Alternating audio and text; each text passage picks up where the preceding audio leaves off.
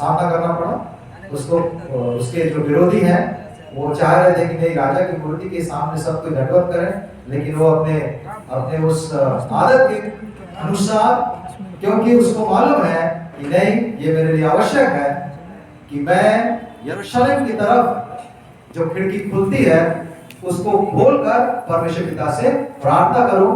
वो इसलिए क्योंकि जब राजा सुलेमान उस मंदिर के समर्पण की प्रार्थना कर रहे थे तो उन्होंने इस बात को भी कहा था कि हे प्रभु, यदि तेरे जन किसी कारणवश या आपके मार्ग से फिरकर बंधुआई में चले जाएं और वहां से वो यरूशलेम की ओर देखकर या इस मंदिर की तरफ मुख करके कभी प्रेयर करें तो उनकी प्रार्थनाओं को सुन लेना और उनको बंधुआई से छुड़ा लेना। और ऐसा हुआ, ऐसा हुआ।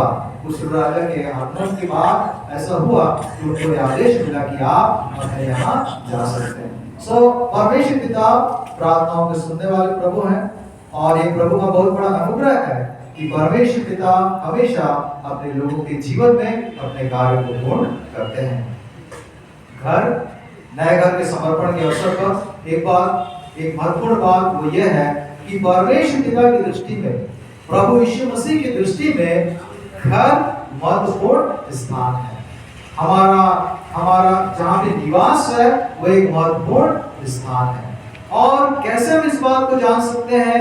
यदि आप लूका रचित सुसमाचार और उसके 10वें अध्याय और उसके 5वें पद को पढ़ेंगे तो वहां पे क्या लिखा है? वहां पे एक महत्वपूर्ण बात लिखी है और उसके द्वारा भी हम इस बात को जान सकते हैं कि घर परमेश्वर पिता के लिए, प्रभु यीशु मसीह के लिए एक महत्वपूर्ण स्थान है। जिस किसी घर में जाओ, पहले कहो इस घर पर कल्याण हो। पहले कहो इस घर पर कल्याण हो।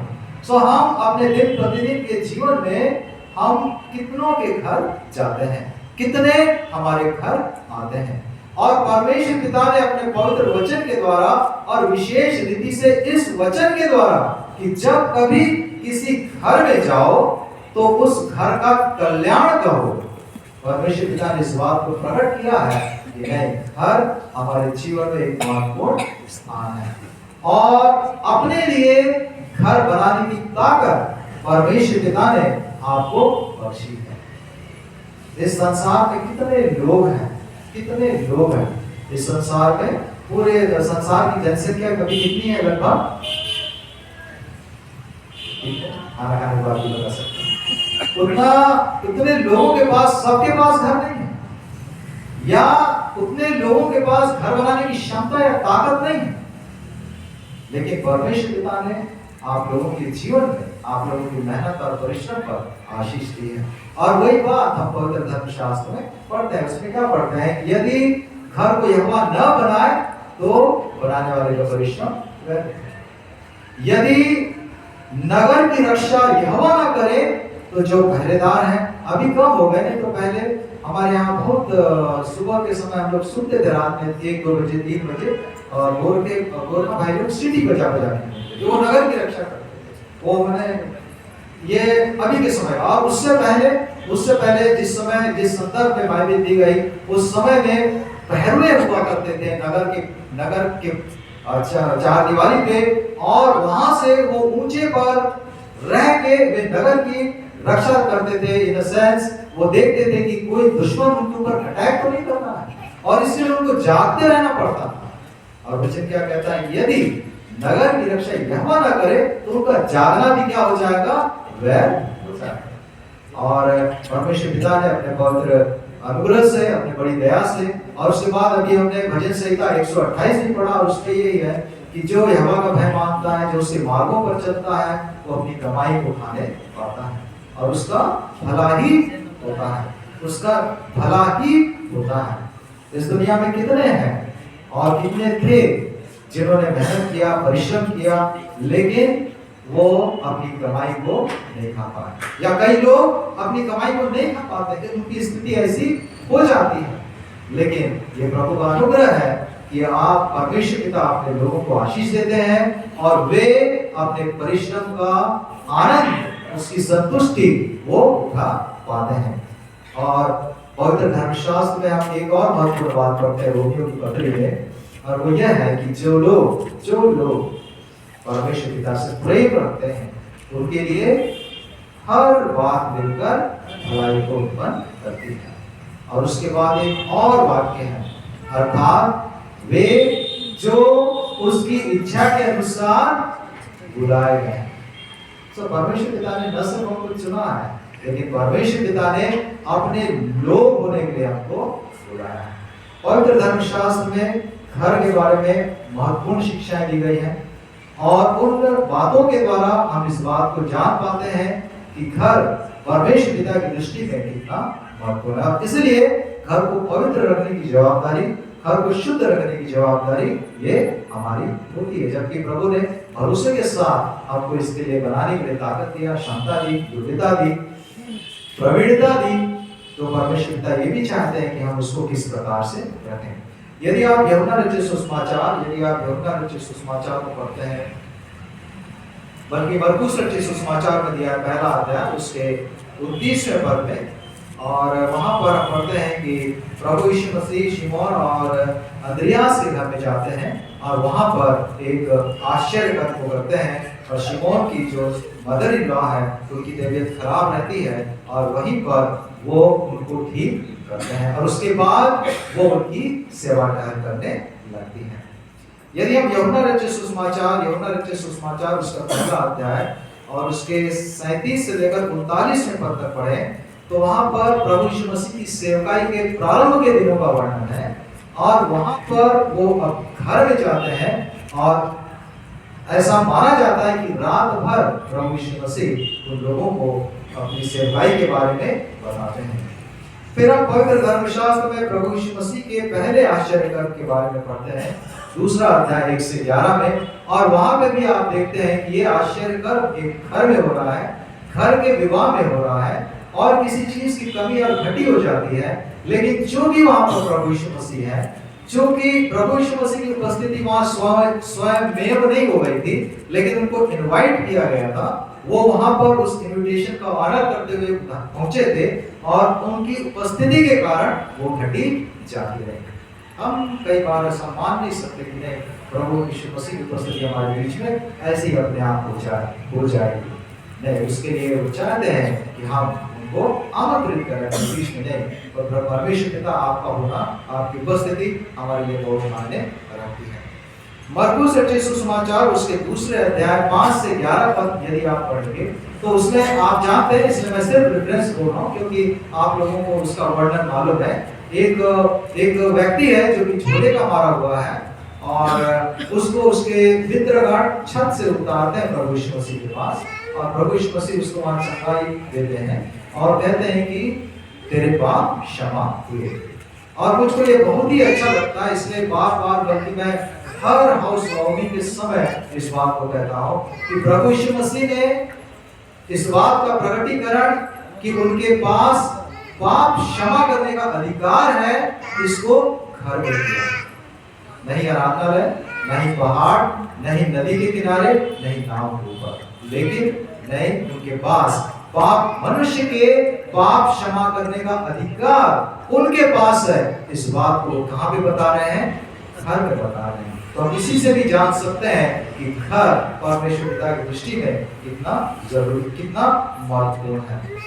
मरकुस 2:15-16-17, मरकुस 2:15-16-17, और उसमें एक बहुत ही अच्छा वर्णन है, और वहां पर लेवी नाम के एक व्यक्ति के यहाँ पे प्रभु यीशु मसीह है, और वहां पर लोग उनको क्रिटिसाइज करते हैं कि किसी के साथ भी आता है, किसी के साथ भी बेटू और पियक्कर ऐसा कुछ बोल के वो उनकी आलोचना करते हैं। और प्रभु यीशु मसीह क्या कहते हैं कि जो व्यक्ति स्वस्थ है, जो व्यक्ति ठीक है, हेल्दी है, उसको डॉक्टर की आवश्यकता नहीं है, लेकिन जो व्यक्ति बीमार है उसको डॉक्टर की आवश्यकता है। और मैं धर्मियों को बचाने के लिए नहीं आया, लेकिन मैं पापियों को बचाने के लिए। और इस बात को भी प्रभु यीशु मसीह एक कह रहे हैं। फिर उसके बाद लूका 7:36 से 50 में हम एक महत्वपूर्ण वर्णन को पाते हैं और उसमें हम ग्रेटिट्यूड के बारे में किस प्रकार से एक महिला प्रभु यीशु मसीह के प्रति अपने प्रेम को प्रकट करती है। हम उद्धार के बारे में हम पढ़ते हैं और वो भी कहाँ पे हो रहा है, घर में हो रहा है। कई महत्वपूर्ण वर्णन है। एक और महत्वपूर्ण वर्णन मैं कहना चाहता हूँ और वो ये है लूका 10:28 से 42। लूका 10:28 से 42 और उसमें मरियम और मार्था का वर्णन है और जिसमें प्रभु यीशु मसीह मार्था से कहते हैं, हे मार्था तू बहुत सी बातों की चिंता करती है, लेकिन मरियम ने उस भाग को चुन लिया जो उसे कभी छीना न जाएगा। और उसके द्वारा प्रभु यीशु मसीह ये बताते हैं कि devotion is better than service. और मुझको ये बहुत ही अच्छा लग रहा है और मैं हमेशा इस बात के लिए अप्रिशिएट करता हूँ जिनके यहाँ प्रेयर मीटिंग होती है वो प्रेयर में बैठते हैं। अभी आप दोनों बैठे हैं, कुछ को अच्छा लग रहा है, नहीं तो कई बार ऐसा होता है कि नहीं घर के मेन लोग खाना बनाने के समय तरफ चले जाते हैं। मैं इस बात को चर्च में भी कहता हूँ कि नहीं, हमारे यहाँ भी 40 दिन की प्रेयर मीटिंग होगी। प्रेयर मीटिंग के समय सब के सब प्रेयर मीटिंग में बैठना। आप आतिथ्य सत्कार करते हैं, परमेश्वर पिता ने आपको वरदान दिया है, अच्छी बात है, वो उसके लिए भी हम प्रभु को धन्यवाद करते हैं। लेकिन जब प्रेयर मीटिंग का समय है, जब आराधना का समय है, उस समय सब के सब को आराधना में बैठना बहुत जरूरी है। क्यों? क्योंकि पवित्र धर्मशास्त्र इस बात को बताती है। प्रभु यीशु मसीह कह रहे हैं मार्था कोई गलत काम नहीं कर रही थी, वो तो सबके लिए खाना बनाने में, शायद सबके विश्राम के लिए तैयार कर रही है, अच्छा काम कर रही है। लेकिन वचन कहता है our devotion is much better than our service. तो इस बात को ध्यान में रखना है। एक और महत्वपूर्ण बात प्रभु यीशु मसीह ने वो भी घर में कही और वो ये कि मनुष्य का पुत्र रोए हुओं को ढूंढने और पापियों को बचाने के लिए आया। ये बात भी प्रभु यीशु मसीह ने। सो घर हमारे लिए बहुत ही महत्वपूर्ण है और जब हम घर में परमेश्वर पिता को प्रमुख स्थान देते हैं, पहला स्थान देते हैं, परमेश्वर पिता हमारे घर को आशीषित करते हैं। मैं इस बात को और कहीं भी शेयर कर रहा था कि शायद अभी आप लोग कितनों ने अनुभव किया होगा, लेकिन यदि हम पुराने राजा महाराजा के समय के महलों में हम प्रवेश करते हैं, उनके द्वारा बनाए गए अद्भुत भवनों में जब हम जाते हैं तो एक अलग प्रकार की फीलिंग आती है। एक अलग प्रकार की फीलिंग आती है। वो सामान्य फीलिंग नहीं होती है, वो उस समय की फीलिंग के समान हमको लगता है। और जब परमेश्वर पिता के लोग के घर में कोई दूसरा व्यक्ति आता है तो वही परमेश्वर पिता की पवित्र उपस्थिति की फीलिंग उनको आना चाहिए और आती है। जब आप अपने घर में प्रभु परमेश्वर पिता को पहला स्थान देते हैं तो कोई भी व्यक्ति ये अनुभव करने की बात है, आपने अनुभव किया होगा, कहीं कहीं हम जाते हैं तो कभी कभी हम बहुत कंफर्टेबल महसूस नहीं करते, एक ईज महसूस नहीं करते, लेकिन कहीं कहीं हमको ऐसा लगता है कि बड़ी शांति है, बड़ा आनंद है, बड़ी संतुष्टि है। ये प्रभु का अनुग्रह है कि अपने लोगों के घरों में, परिवारों में अच्छी और भली वस्तुएं रहती हैं, लेकिन उसके साथ ही साथ घर तभी घर है जब आपस के संबंधों में मधुरता पाई जाए। और उस संबंध को भी ठीक करने वाले कौन है? परमेश्वर। इसलिए तो उन्होंने रिकंसिलिएशन की सेवकाई अपने लोगों को दी और भेजा, इसलिए कि नहीं, घर में संबंधों की मधुरता बनी रहे, परिवार में शांति बनी रहे, परिवार में आनंद बना रहे, परिवार में मेल बना रहे, परिवार में संतुष्टि बनी रहे। घर हमारी रक्षा करती है, कई प्रकार के मौसमों से हमारा सामना होता है और घर हमारे लिए एक अच्छा शरण स्थान होता है। लेकिन हमारे घर की सुरक्षा किसके हाथ में है? हमारे घर की सुरक्षा परमेश्वर पिता के हाथ में। जो घर हमको सुरक्षित रखता है उस घर को परमेश्वर पिता सुरक्षित रखता है। क्या बोला उन्होंने? मेमने का लहू जिस घर में है वो घर बचा है। आप समझ गए मैं कहाँ बोल रहा हूँ?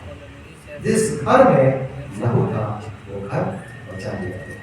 जिस घर में प्रभु यीशु मसीह का लहू है वो घर सुरक्षित रहता है। चाहे कितनी ही आंधी क्यों ना आए, कितने तूफान क्यों ना आए, कितनी तेज बारिश क्यों ना हो, थपेड़े परिस्थिति के क्यों ना लगे उसमें, लेकिन वो स्थिर खड़ा होता है क्योंकि वो चट्टान पर बना है। यस।